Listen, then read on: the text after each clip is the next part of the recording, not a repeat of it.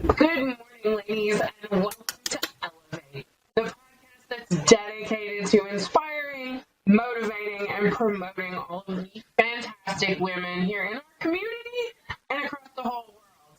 I've got the fantastic Tracy Huff, as always, with me here. Yay, Tracy! And our guest today is Miss Tonette, and I am so excited to have Tonette here. Tonette is missing her green hat, but we will let it slide for today. Tonette is a local woman about town. She's a real estate agent. She is an event planner.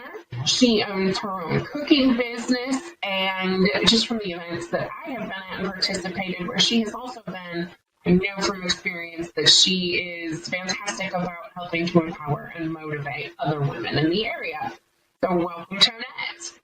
Thank you for having me. Thank you for coming on board. I'm excited. I'm excited when I saw that you had signed up, and I'm excited to be here to talk to you today. And there's so much that you do through the community, which, hey, similar hats. I love talking to other like-minded women. It gets my day started really well. It just makes me feel more motivated. I'm like, wow, look at her go. She's a rock star. And I definitely have to say that about you.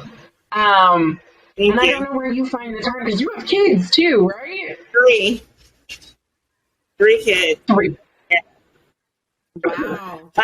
My youngest is. Oh, listen, I let people know what my schedule is, and we work around it, and that's it. Set in stone. But yeah, I have a 3-year-old, a 9-year-old, and a 13-year-old. I have a 3-year-old, Wow. 11-year-old, and a 13-year-old. So, like, we're close. We're close on there. Yeah. It's been a minute for me. I have a 26-year-old and a 30-year-old, so it's been a minute for me. Three, third time's a charm. That's what I tell everybody. And so he has a 24-year-old. So I have a 24-year-old stepdaughter. I'm 34, and we have a 22-year-old son and a 21-year-old, and then we have Jordan, and then Mara, who's 11, and then we have the 3-year-old. So is determined to make me a grandma, and that's a whole other rant, because that is the whole other blessing you have known nothing about yet. I take it you're Yes. No. It's the best thing ever. Best thing ever. Yeah. It is. That is. I'm saying maybe not as much as 34. You be the cool grandma. You don't even have to be called grandma. You can be Mimi or Mima or Gigi or whatever you want. Whatever you want. You don't even have to be a grandma. Like, you get about to it right now. Listen. You get to choose. That's the scariest. So, okay, Tonette, I'm assuming you're similarly aged. How would you feel if you were a grandma? I don't even want to talk about that negativity. Don't you? Listen, we done everything we can to have anything. You hear me? Yeah. Yeah. What? I said we taking the necessary steps to make sure we don't have any more children. So. Yeah. Right. Oh, Josh and I have that conversation all the time too. But that's what you're missing. Right. They're not yours. That's so great. You get them and then you give them. And then you love on them and then you give them. That's what's so great. When I was in college, I used to always take my niece, and I would take her to Starbucks right before I took her home. My brother loved that. And he was like, just wait till you have kids. But then I tricked him, and I moved to North Carolina. That's the that's things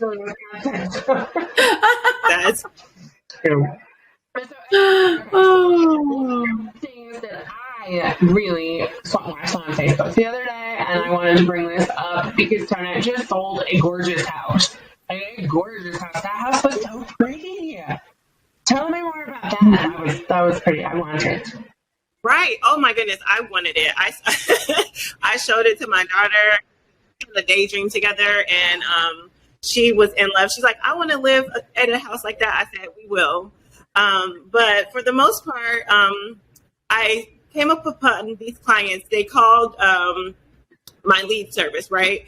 And so, well, basically they called the office because an agent can have desk duty. So I sit at the office at times, in Milton Realty office. And they called the phone and I listed their land. Well, we're doing such a great job with their land that's out in Coates, North Carolina, that they asked me to list their home as well. Now they wanted to list it for well above what I felt like was, the correct asking price.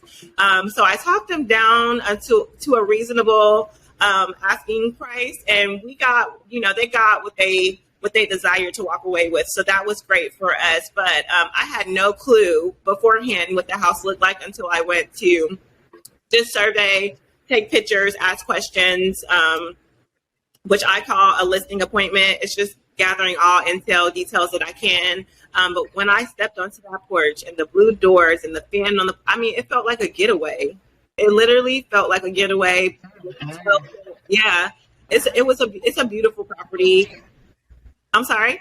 I was going to say, here's my backup follow-up question. I'm like, when do they move in and do you have keys? Keys up until yesterday. I had keys. You would not do that. No. Right. No, I had keys up until yesterday. And actually my husband, he did the photography for me, for my listing photos. He owns a photography company, production company. And so he did the photos for me. So we had keys to enter when we needed to, but, and of course I stayed a little longer sometimes just to take it all in, look around. But up until yesterday, we signed contracts on yesterday, which was pretty cool. And the new buyers they have ownership now. The lots, I'm sure, are going to be changed and all that good stuff. And all keep with it. Yeah. Yep. So. That's very exciting. Uh-huh. All right, so my question, I just got to meet Tonette today. So why real estate? Like, how did you get started in real estate? Like, what is it that attracted you about it? And why do you love it? One thing, this is why I'm so glad I'm on this podcast. It's just so many inspirational women in my life. And I mean, it's as you grow older, you'll realize, like, you'll see dots connecting, right? So a couple of people that I went to school with, like middle school. I went to school with a young lady named Tisha Mack. I don't know if you guys know her, but she owns the Cave in Hope Mills, right? She's a realtor as well. But she was the first firm. She was the first agent who reached out to me when I got my license, and the first firm she's the firm I started with. But I knew her in middle school. I mean, we used to walk home from school together, right?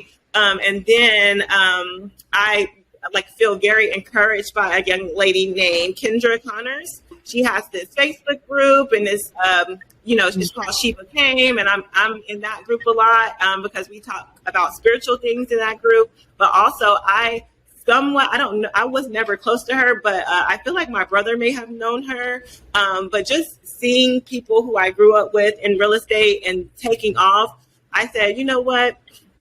I want to bring some more revenue into my home. So that was one. But also my husband and I purchased a home out in Bun Level about 4 years ago. It's doubled in property value and it's doubled in equity since then. So that let me know, okay, I want to know more about this. I'm a very inquisitive person. Some people call me nosy, but I just have questions after questions after questions. And so for me not to really be involved in the actual negotiations and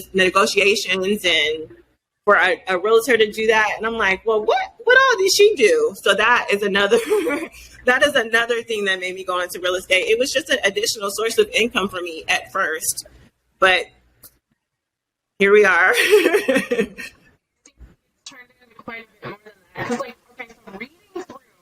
Okay. Let's not even call it resume, but your bio. Right? There are so many things in here. Like, I just want to go to one of your own houses because, you do. Yes. Yes. You're a baker. You own a bakery. And yes. You're a realtor, so you're not combining this into a fantastic open house, right? Oh yeah, absolutely. So. I'm sorry. I mean, those do tie very nicely for you. I feel like that works well. Do you tie those together? Do you have cookies and things at your open houses? Because you told me. Absolutely. I tie all of my experiences in together, and I feel so blessed to be able to actually do a lot of things that I love, which is why I love real estate, because I'm able to tie all of that in.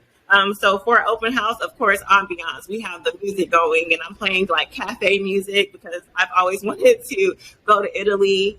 And I watch this movie called Chocolat like almost once a month. But she's in her own shop. I don't want to call it a bakery, but because she's a chocolatier, but she's in her own shop cooking with her daughter. That's how I started baking. So of course I'm bringing cupcakes. I'm having wine. I'm having the music going, and I'm just having a good time for the open house. And then it makes me feel good to be able to explain the details of the home and the things that excite me. So for instance, the listing that we were just talking about, the metal roof on the home, it's going to last 20, 30 years, and probably more, actually, which is just like that's a big deal. That's a big deal. Or the $13,000 worth of renovations that went into the kitchen and the backsplash. I mean, that's a big deal. And I love things like that. The small details excite me. So yeah, I feel truly blessed to be able to tie in everything that I love into doing real estate. It's just like, okay, I found my place. And most importantly, I'm helping people. A lot of people say, I can't, or I don't think I am. Like, let's look at it. Let's have a real grasp on what you can and can't do, because you don't know until you find out for sure. See, and that's one of the things my husband and I, right, third marriage, divorce, all the things where that puts you at financially. So that's something we've been dealing with, and we've been trying to get into, a good spot where we can buy a house. And this past April, we were wanting to buy, but the prices. Yeah. I'm like, I'm not gonna buy that. So I have a background in property management. Okay. Yep. I did 9 years in property management, and a lot of that was in Fayetteville. And then I started doing property management marketing, and then I just started marketing, right? So I know a lot about the Fayetteville market, and so I refused to buy that house for $350,000. I just I'm like, oh my god. So we're holding on because I want to at least let it stabilize a little bit, because that's an expensive payment. Yeah, absolutely. And, unless they're willing to take Jordan, I'm kidding. I love her. Kidney? No, I was kidding. Right, but so that was one of the things, and so this last April we rent, and I've been looking for houses, I've been looking for other rentals, I was like, I don't know what we're gonna do, because so we have 6 kids, 3 of them live at home, but the other 3 like to come and visit a lot, and we have 3 dogs, 3 cats, 20 chickens, 3 dogs, and a turtle. Do you know how hard it is to try and find a house to rent? I mean, not even buy, but rent, that you can do all of that. And so, there was nothing. There was absolutely nothing. And I really need to be in a particular area just because of what I do.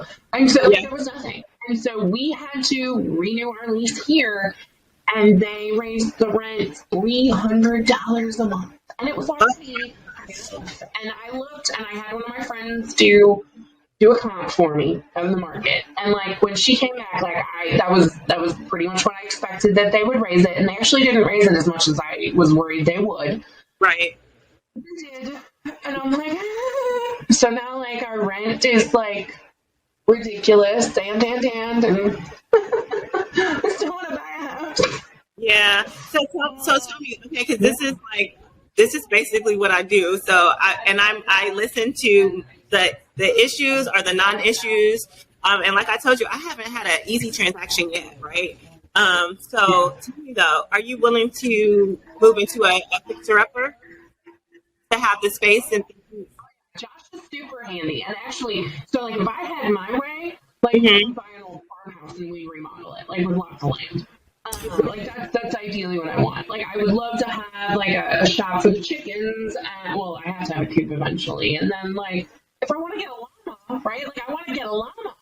And but Josh wants a wood shop, and then, of course, we've got 80 million kids. So converting one into like a little guest room would be, yeah. So, Right.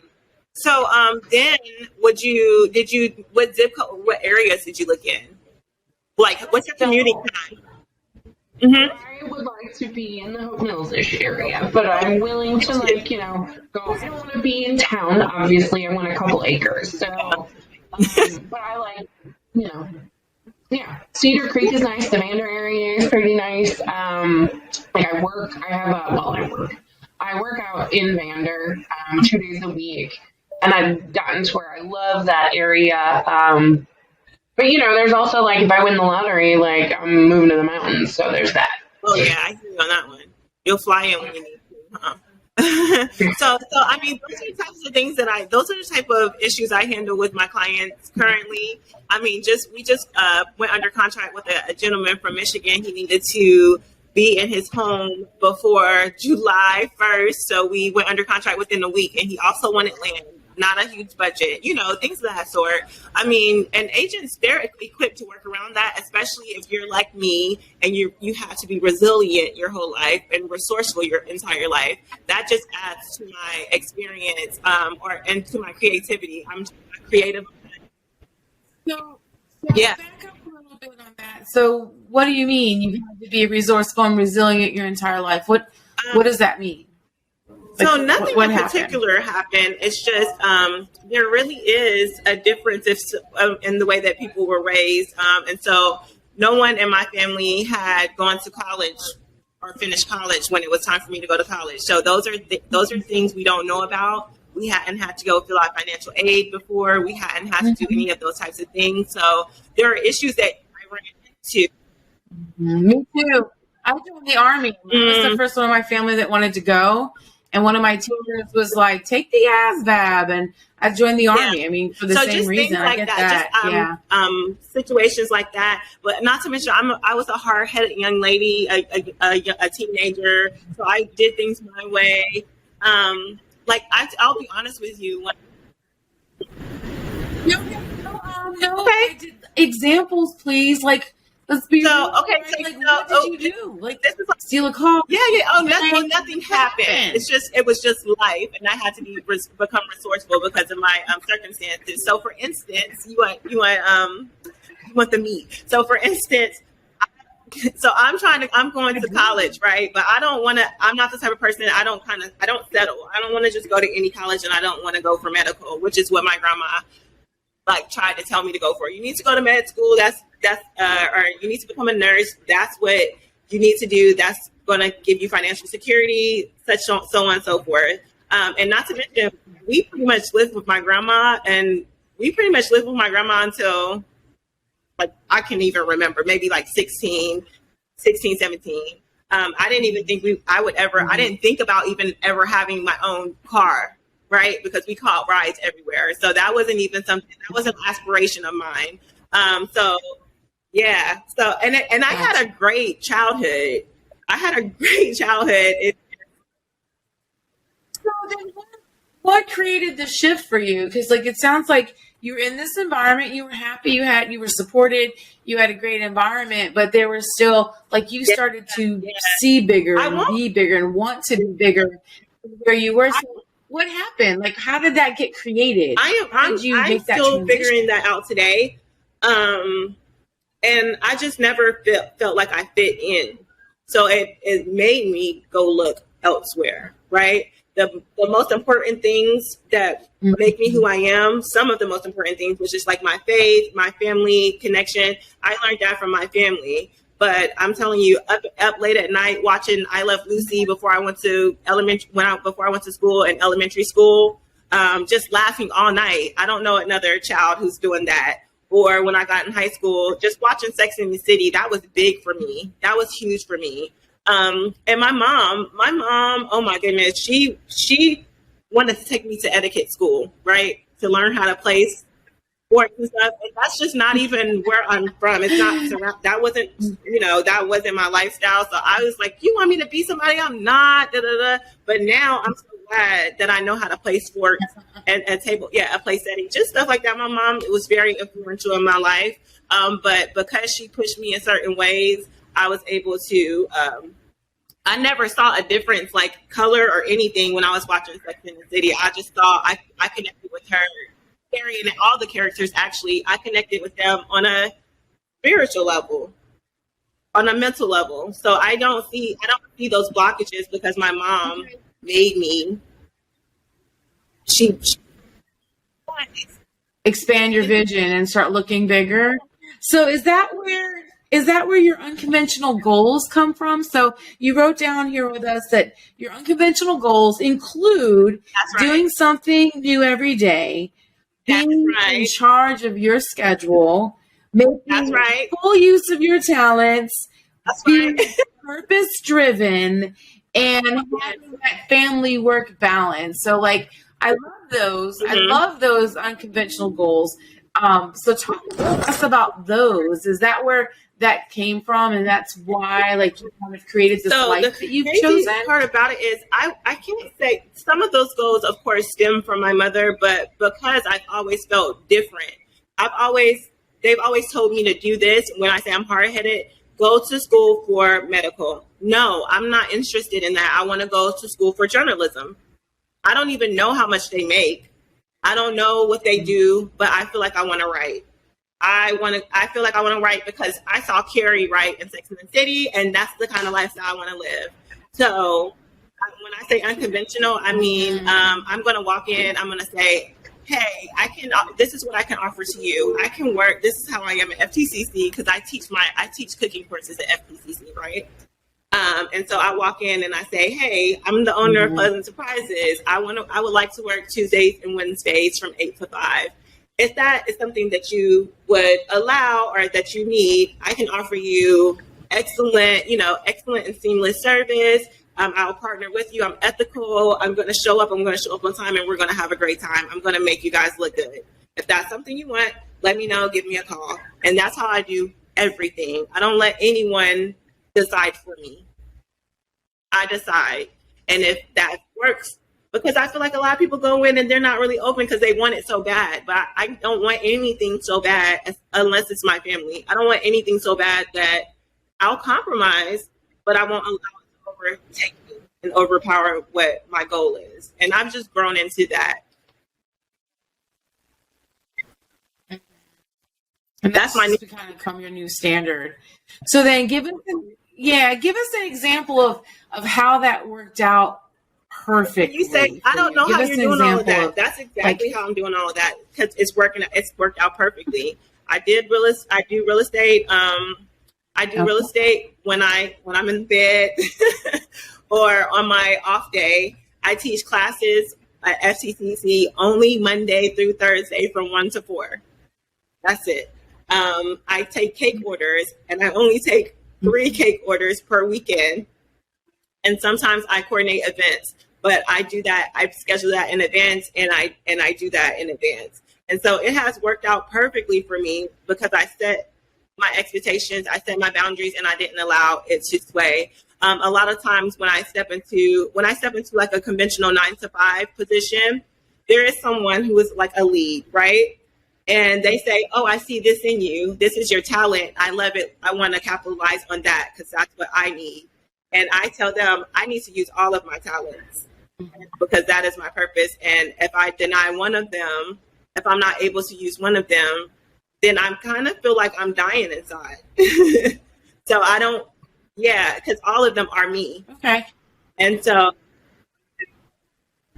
for someone who wants to like make a transition and shift from feeling like everyone else is in charge of their time to being in charge of their own time, what is the one place you would recommend that they start? Like, what is the one first step on that path that you would recommend? I'll tell you what I did personally, and I can recommend, but it's mentally very difficult.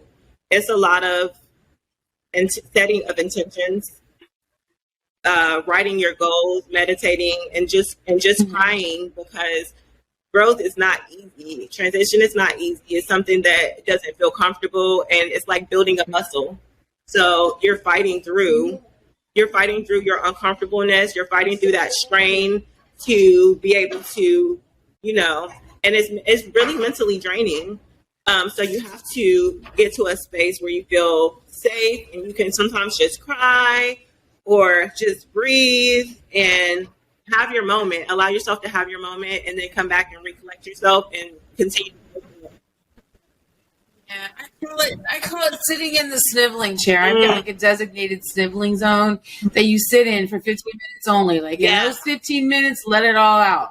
But you got to get up out of the chair and you got to take a different action. That's right. You can't snivel forever. You got to get going, right? So excellent. Right, so say again, Casey. About setting boundaries because yeah, that was tough for me. I'm like, oh, you wanna meet on? You wanna meet today? All right, you have minutes. Like, let me. Okay, so between 1 and 1:15, I have 5 minutes. Like, You do that, Casey. You do that. But I do that. Well, Tonette, what is the best way for people to get up with you when they want to take advantage of the things that you do? What is the best way for them to reach out to you? My social media, my Instagram, all updates are posted there. It's even a link to my bakery and event coordinating page. So on Instagram, my tag is Toni Bliss, ToniBliss, Toni Bliss, short and sweet, very me. And then also you can send me an email. My email is ToniJ@nmilton.com. Simple and sweet there. Very easy to reach out and connect me. Or you can shoot me a text message. I don't mind that either. My cell phone number is 910-489-2306, and that is my business line. So shoot me a text message, and I'll be able to respond to you pretty quickly. Oh, it was such a pleasure to get to meet you and to get to know you today. Thank you so much for being on our Elle'vate podcast and kind of giving women an idea that they can say no and they can set boundaries and they can be successful when they do it. They're not sacrificing something when they do it. So well done. Love that you're like, no, this is what I do. This is what I'm willing to do because, like, I have a hard time with that. Obviously, a lot of us have a hard time with that. So that, I need to be more like that and be like, no, this is important to me. I'm going to do this. Well, and you know what? I just really had to say, I'm not giving my best when I'm tired or when I haven't focused on me at all. I'm not giving my best, and so I had to just cut it off because I want to give my best because I care about people, obviously. Right. Yeah. I understand that. It's like, no, sorry, I can't take any more clients right now because, like, if I tried, your stuff would suck. And I'm not willing to put out stuff that sucks. Nope. So, yeah. Okay. All right. So thanks again, Toni. And if you are listening to this and you know of some amazing women that we need to elevate and support and highlight, please reach out to Array Publishing and get on our calendar and let us elevate you and promote you for being amazing women. Thank you for joining us, Toni. Gorgeous. We'll see y'all next week. Bye.